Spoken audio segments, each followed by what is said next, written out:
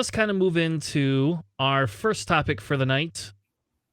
We want to go through keep moving on with our X-Wing opening chess theory principles. So we've done a whole bunch with this series, and yes, we will be releasing all of these as individual standalone series. I just have to create the visual for it. I don't know which one I want to use yet, so I just got to create a visual, or maybe somebody will help me create one. But last week we talked a little bit about knowing the scenario rules, obstacle placement, battle plans, and ship placement, right? So the other part of your opening, theory is kind of how to build a list, right? We went through this, I don't know, like 3 months ago or 2 months ago, we already did this. So I wanted to take a little bit different take on this tonight in 2 different formats. So the first one is we're going to kind of go through 1, 2, 3, and 7, right? So the idea is we're going to talk about bringing the right list, ship selection. We're going to talk about understanding how other lists operate, right? We're going to talk a little bit about knowing your scope of ability and loadouts for your list. And then we're going to talk about understanding space designation, right? Because each list does something a little bit different. And then after we're done having these conversations, for the next half hour, we're going to transition into talking about list building for newer players or people just getting into the game or people just coming back to the game. Which there is some lists in there that I really want to try at my local that I probably should do before the points changes. But anyway, so that was kind of the idea tonight for that. So let's begin with discussing bringing the right list slip selection, because that's what we're going to do, is decide which slip we need to bring to the table. Slip. Yep. And if we're speaking, only HMPs can side slip, Oh, wait, isn't there a Z90? There's a Z95 that can now, too. Yeah, Slider. Yep. Yeah, how could I forget his name? So we're going to understand meta, understanding the meta and the strengths and weaknesses of different meta lists, right? So the idea here is we could talk about this in terms of competitive and non-competitive. So we could do both. But when you talk about opening theory principles and different things like that for X-Wing, one of the big identifiers was, bringing the right list, understanding where it fits into the meta and kind of then cascading in what your list does. So to kind of begin with, when we talk about understanding the meta, the big thing for me when it comes to that and understanding the weaknesses is understanding how your list fits in there, right? And when we talk about earlier, when we had all of our earlier sessions, so if you were jumping into just this episode, run all the way back, go through all the other ones that we have up on YouTube. But essentially, we talked about queens, we talked about pawns, we talked about knights and bishops, and understanding how all those work. So I'm going to pick on myself a little bit. So George, when he joined our show, had a list that was Jango, Grievous, a bomber, and 2 droids. And George had done very well with it. He won the Planning Phase Syndicate first open that we ever had. And then he also was starting to top some GSP events. And on stream, I was very excited by the list. I thought it was really cool.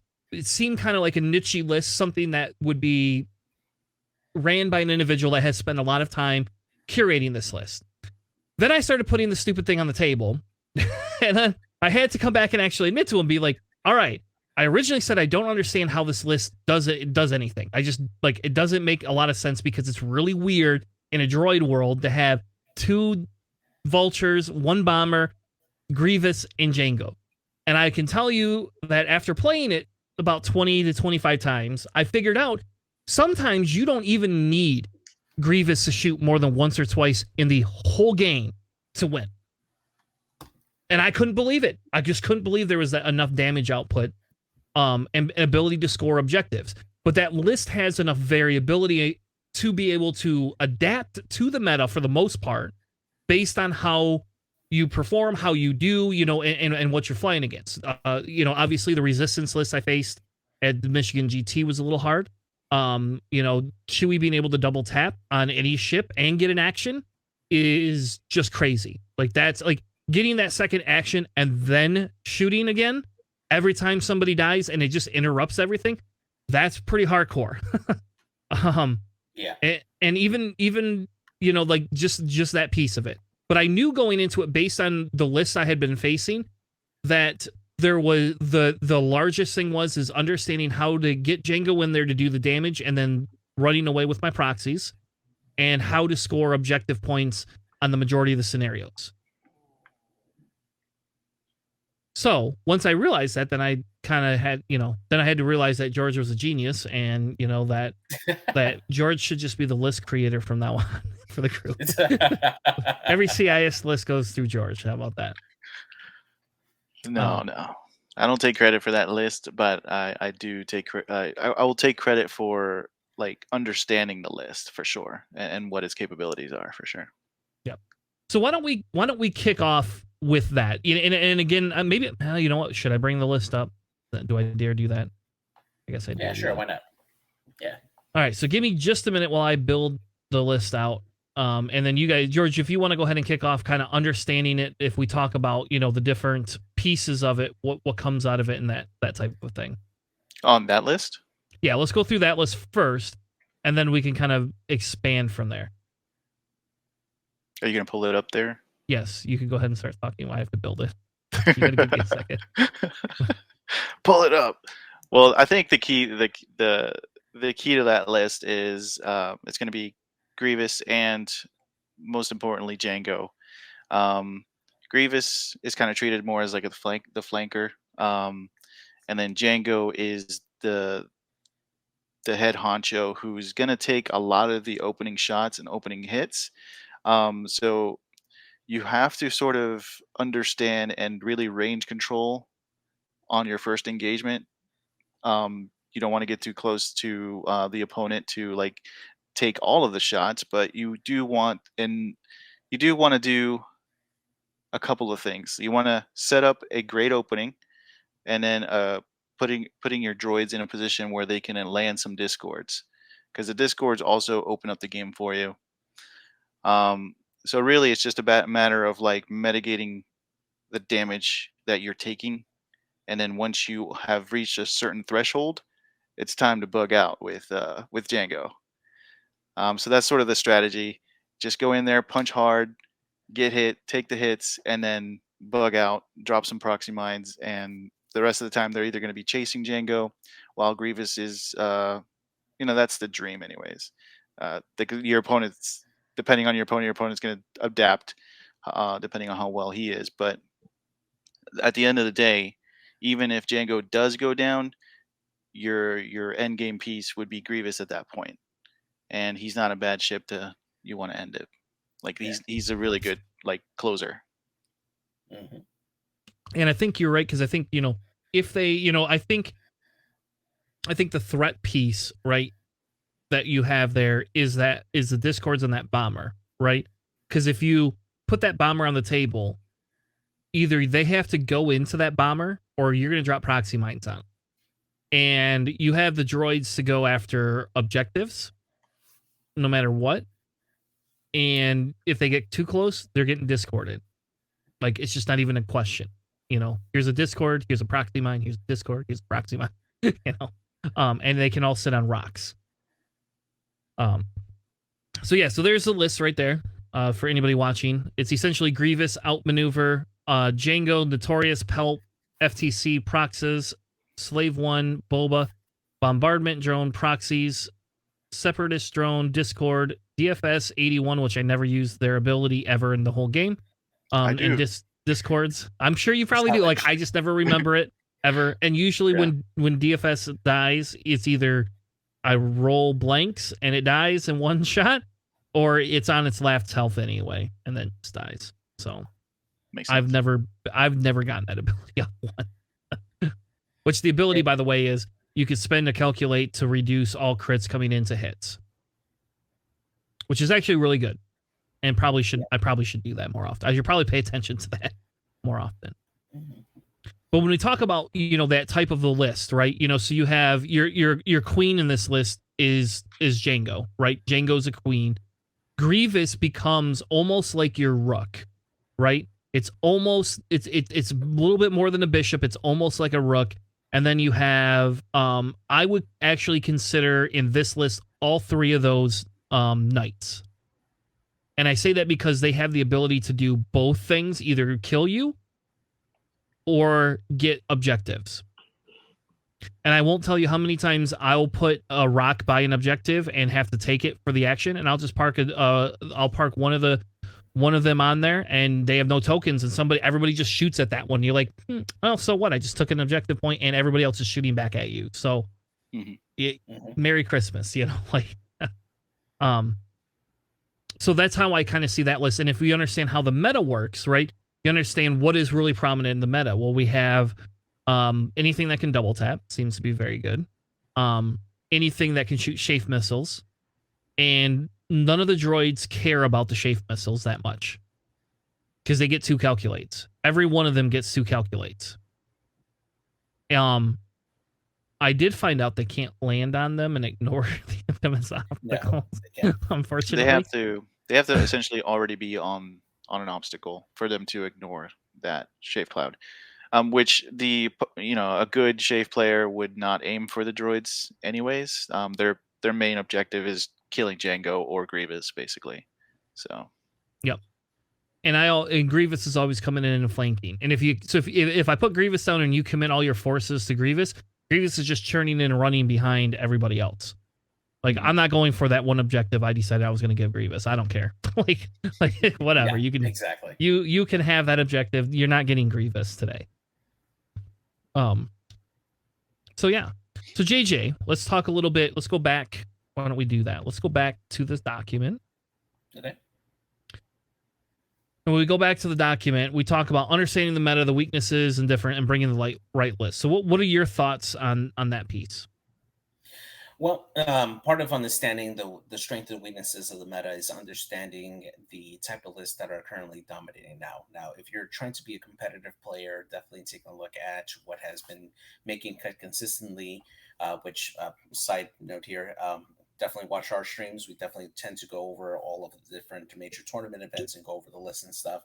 So if you watch some of our older videos, you'll see some of the similar archetypes that have been making cut regularly. To name a few, like the crispy list or the resistance wise, to name kind of like 2 archetypes that have been doing very well in the meta recently.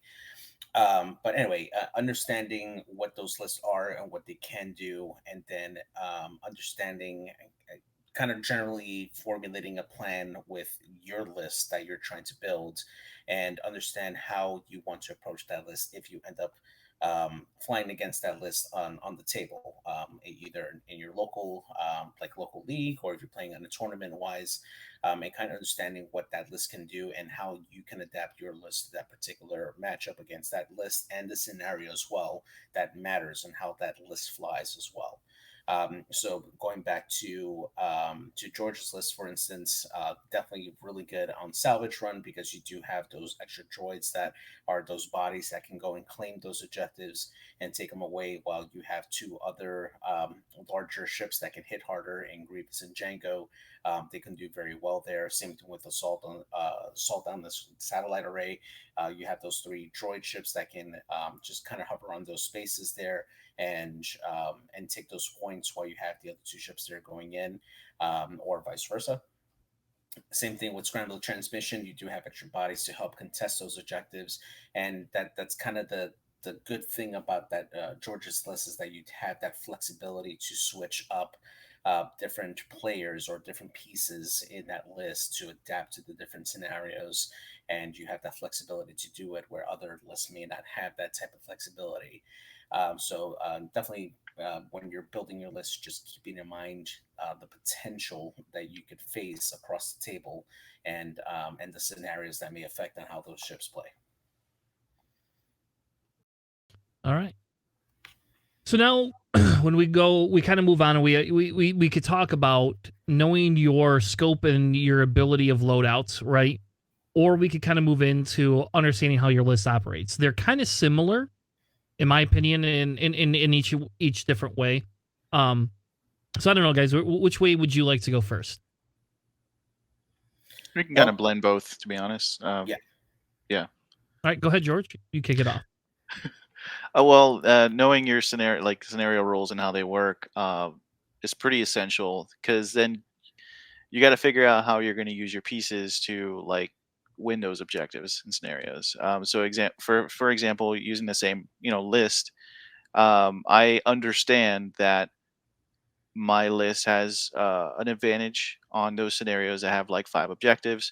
and even the 3 objective one. So the one that it does lack on, and that I only say this because even though I do have the numbers, my ships are very fragile, and I do not like just, and I'm talking about chance engagement. Chance engagement is the weakness to the list that I run with with the CIS, and that's only because how fragile my ships are. So I really have to be careful on my approaches on chance engagement if we're all going for the middle.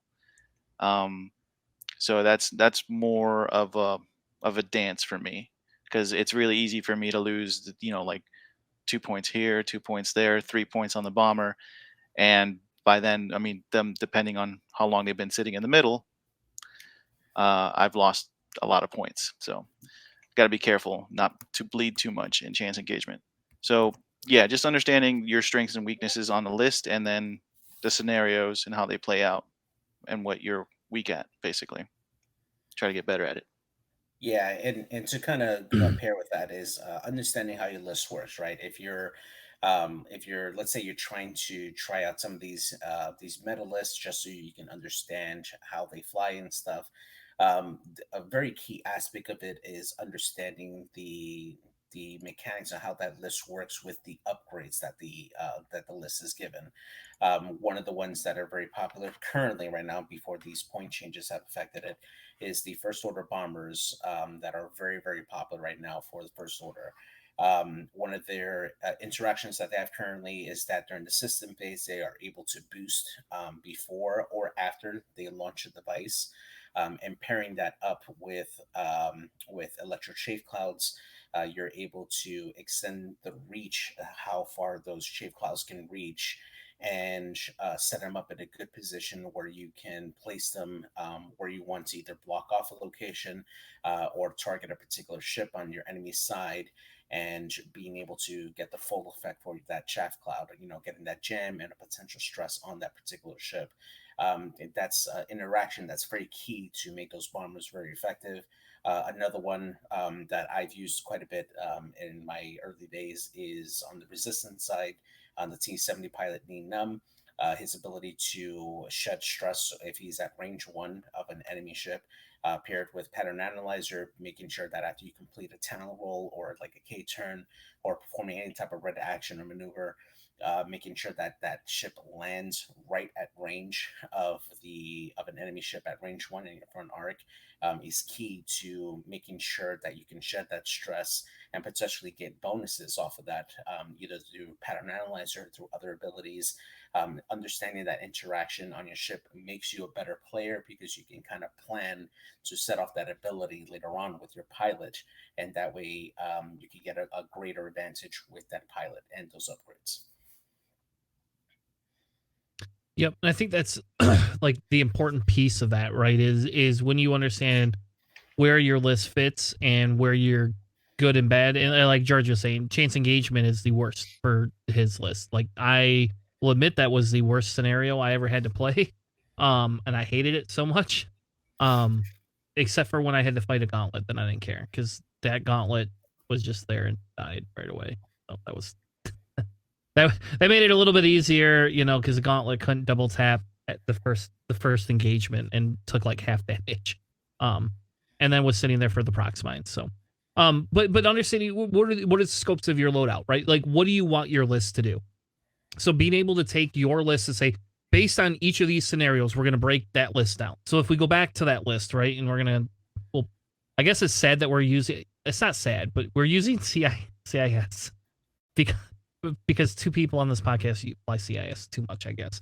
But if you look at this list, right, and you say what can each of the scenarios do? So when we talk about chance engagement, which we determined was the worst scenario for this list, and that's because you have to have one ship in there to collect the points, but that's it. But everything else has to figure out how to do the dance and do the maneuver. Which, if we go back to 2.0, right, the probability that this list would be a thing would be a lot lower, just because of the pure fact of everything is just initial engagement, shoot, shoot, shoot, kill, kill, kill. It's a little bit harder for this list to live out its life that way. Mm-hmm. But then we take a look at, like, again, scramble the transmissions.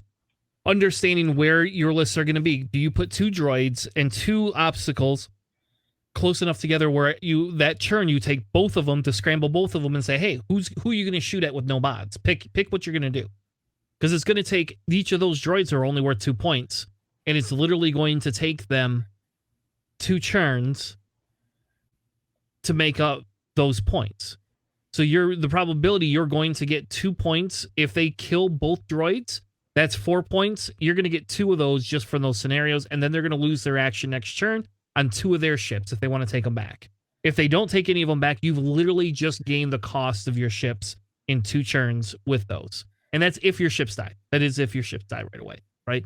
And it gives you the ability to understand you, depending on what initiatives your other list, the other people are, do I go in and bother to take that scenario action, or do I wait? And I will tell you how many times I put Grievous on one side and then the droids to go get those. And here comes Grievous. Grievous kind of feints out, stays back, takes one of those objectives. Yes, I'm being a little bit more gritty with Grievous, but at the same token, he now can then bug out afterwards. I took one with Grievous. My droid now has a mod. And oh, by the way, you just got in range 3, so I'm going to shoot you with the Discord. So, and I have a mod for defense. So just look at that. You know, like it's a mind game.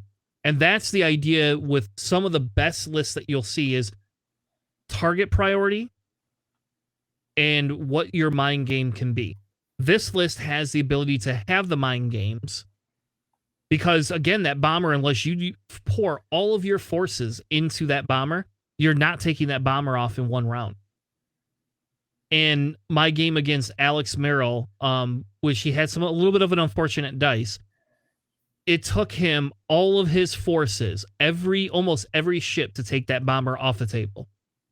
But he took it off the table before that bomber could drop a proxy mine, I'll tell you that. But I'll tell you what, he lost one ship and then allowed Django to get primo position on his Obi and took Obi out in one round too. So I thought that was a pretty fair trade. The next round is, oh yeah, you got a bomber, but I got your Obi, baby. But understanding what each of the different upgrades does. So my build runs a little different. I run the Savage instead, and I run Veteran Tail Gunner, and I run that extra illicit upgrade. That's kind of what I had been running. And I found it to be just as effective. I will say that, like, technically Pelp gives the mind games a lot more than just Savage. But you know how many times I did at least twice where I gave a focus token to a droid and the droid had 2 calculates and a focus token. So, you know. That's very nice, actually. Yeah, like, there you go. So I'll tell you what, when that droid rolled range 3 and rolled 3 green dice and 2 of them were eyeballs and one of them was an evade, that focus token was great because I select mods for offense too. And I shut a Discord too. Nice. So anyway, so understanding loadouts is kind of the next thing and moving into is, what do you want your list to do? What do you want your loadouts to do? You know, do you want your loadouts to be aggressive? Do you want them not to be aggressive? I've seen a Grievous ran with a shield upgrade instead of the outmaneuver. And then you have 4 points for either trick shot, or you can run a missile, which I've seen people run a missile. It's really weird to see Grievous with missiles. But I mean, Grievous with a cluster missile, shooting ships from behind is actually kind of good. It's different, you know, to see some of those things. But you know, cluster missiles can be, you know, totes on him. I don't know, guys, help me out. What else with loadouts do we want to talk about? The other part is understanding that there typically isn't just one good way to load out a particular ship. So although you may see a particular archetype with similar loadouts consistently in the meta, that doesn't necessarily mean that is the only way to outfit that particular ship.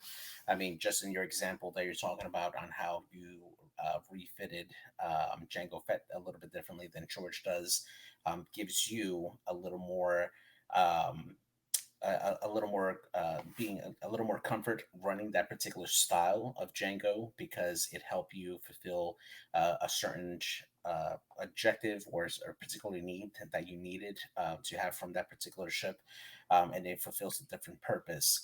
It's not neither good nor bad. It's just different, and it helps fulfill a different role in that list for Django. And that's something that I think every player should try experimenting on. You know, you may like a particular pilot, but try different loadouts, see what you like, and whatever you feel is best for you, even if it's not meta, it may end up working out for you, and you might find a particular combo that you feel that works really well for yourself as a player versus what is working for the meta, and that's a very important part. And Grievous with Trick Shot is pretty good too, weirdly enough. It's a little bit more predictable, and it seems like kind of a waste of some points. But Grievous with Trick Shot, like especially if you're flanking with him and they don't take the Grievous bait, is actually pretty good. It only gets off once in a great while. Grievous with Debris Gambit on the opposite side, I hated. I couldn't get it to work. All it was me feeling like I should either be close to objectives or closer to the obstacles to take the evade for all the damn points I invested in it. And it just didn't work for me. Grievous just still melted. Doesn't matter if Grievous has a white evade, he still melts. How about Grievous with a Procket? I've never tried that. That would be interesting. That's too aggressive. Yeah, he's too aggressive. That's too aggressive. By the time he gets to pull that off, though, like the way that we play it, probably it's end game, and you're already winning the game, probably. So, yeah. Yeah. Other examples with the loadouts, for example, like Grudge, Crispy's list versus Andrew Cox's list. You know, where Andrew Cox is running the Daredevil, and Crispy likes the bomb, the what's it, Bombardier? Steel Bombardier. Yeah. So it's again, it works for both players. It's all dependent on what your style is, what you prefer, what you value more. And you know, like there's reasons why people bring different loadouts. They have their own reasons. So the reason I brought Palp is more for like how it would work against that particular bomber list. Because if a bomber shoots at Django, I get the chance to stress that bomber out, and there goes his boost at the beginning of the system phase. So it's like one of those things. You do what you can. Mm-hmm. Yeah, maybe Palp should come down 10 points, baby. Not gonna happen, dude. Not gonna happen. All right. So really the last piece of this, and then we're going to kind of move into some of the list building aspects for newer players, which will be a separate segment, not part of this scenario, this series. But some of the is space designation, right? And I think that's a big one because understanding how your list interacts with everything else makes it easier to understand space designation, right? Understand where you need to be and what spaces you need to take up. Now, I will tell you, this is a piece that is very near and dear to my heart because I played droids for so long. And George's list is very different because I don't, you have to think differently with the droids than I'm used to. And JJ, I remember JJ bitched at me. He's like, why do you keep blocking with your droid? You know, you rush your droids in there and block with them all the damn time. You're going to lose your droids right away. And it's just a habit because I'm used to my droids going in and taking up space. That's what I'm used to. I'm used to them going in there. Taking up space is not as great of an advantage in 2.5 because you can bump and get a effing focus. Yeah. And a good player, the first thing a good player will learn is if you're in a situation where you need to bump, you immediately make sure that you bump the enemy ship, not your own, in a cluster. So your droids can still do their 3 straights and still bump into Boba Fett and not move anywhere.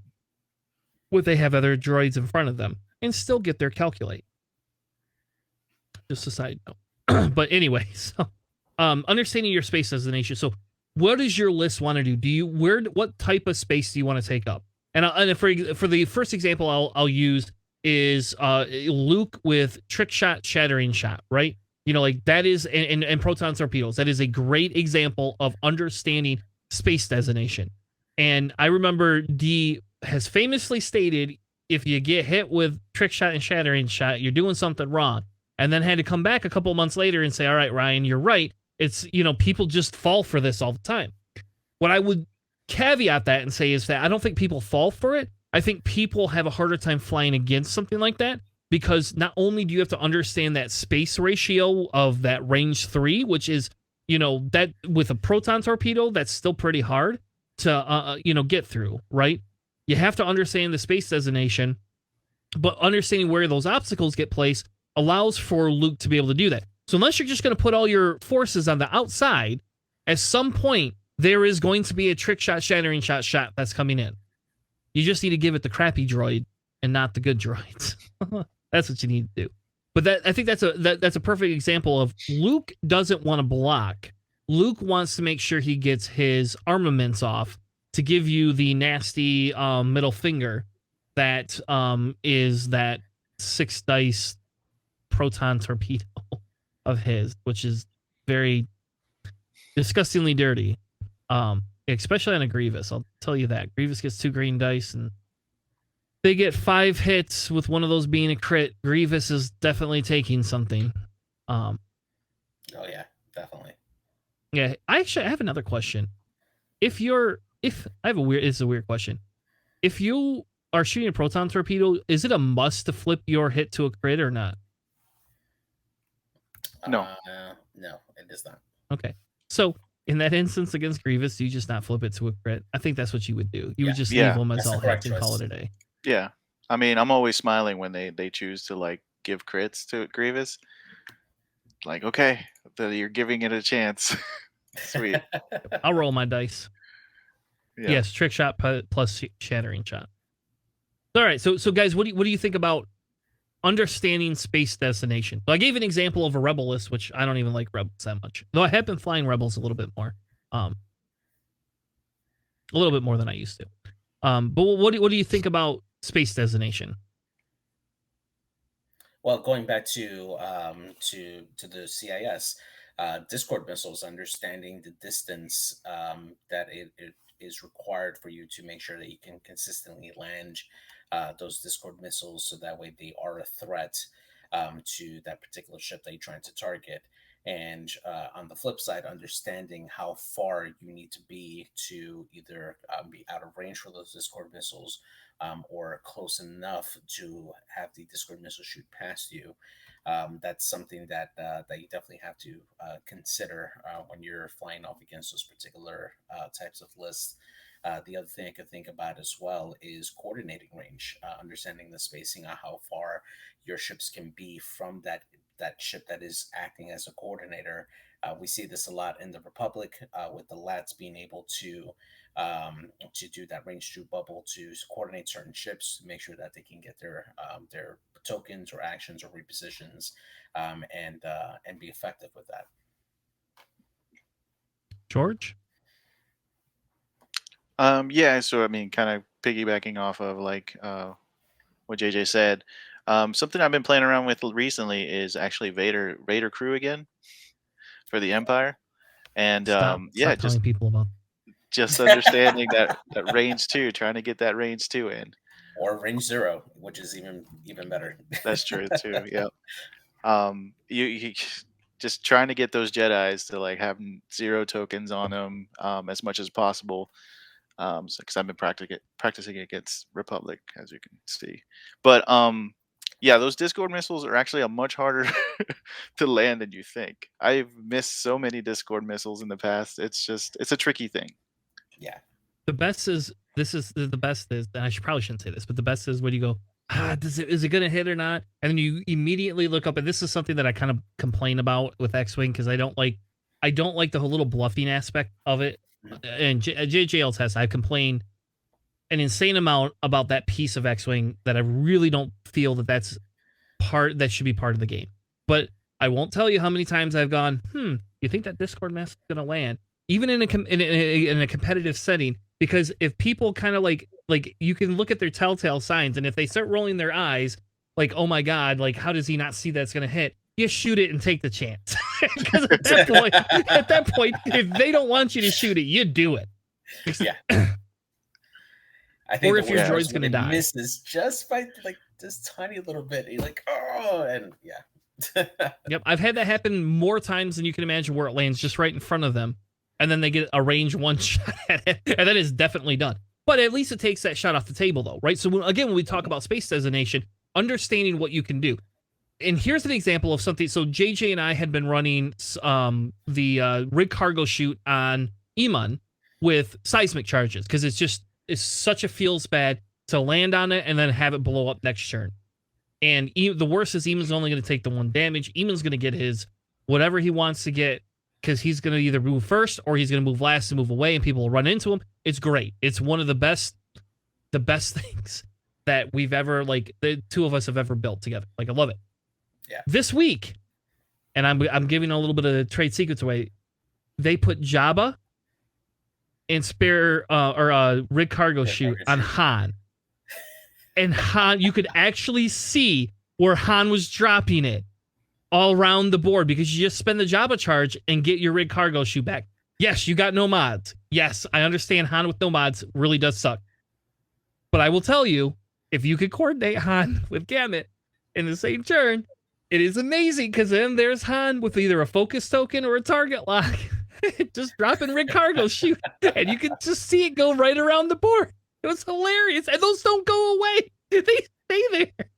You can actually fit 4 Falcons? No, 3 Falcons on a list with some like an escape craft, and have them all with rig cargo shoot and Java. Like, oh my god, that's horrible. Oh, stop it, JJ. Do not give people those type of ideas. Oof. Anyway, but understand, long story short, going back to space designation, Han dropping those, think about it this way. You're flying, the first time you realize, oh shit, Han's going to be able to drop a rig cargo shoot, you're screaming. Then when Han reloads it and moves again, you immediately think about that. Even if you miss the other one, you're definitely thinking about that. And understanding how Han can just create space denial with that is ludicrous, right? Just ludicrous. And think about it this way. If you had Eamon and Han in a list, and somehow that actually could work, oh my god, that would just be so dirty. Han reloads Eamon drops just every turn. Like, oh, I'm just going to keep dropping these around the board and then blowing them up. Yeah, so nasty. Pretty nasty. Yeah, absolutely. All right, so to kind of recap, we talked about bringing the light list, understanding your meta, but also understanding the strengths and weaknesses of your list. Understand, how does your list operate? How does it interact with other ships? How does it create surprises for other lists? And how are you not going to be surprised by other lists? Then we talked a little bit about understanding the ability of what your ships can do and their loadout values. And then we talked about space designation. So as we wrap this piece of the segment up, does anybody else have anything else they want to give in terms of understanding opening theory, X-Wing principles?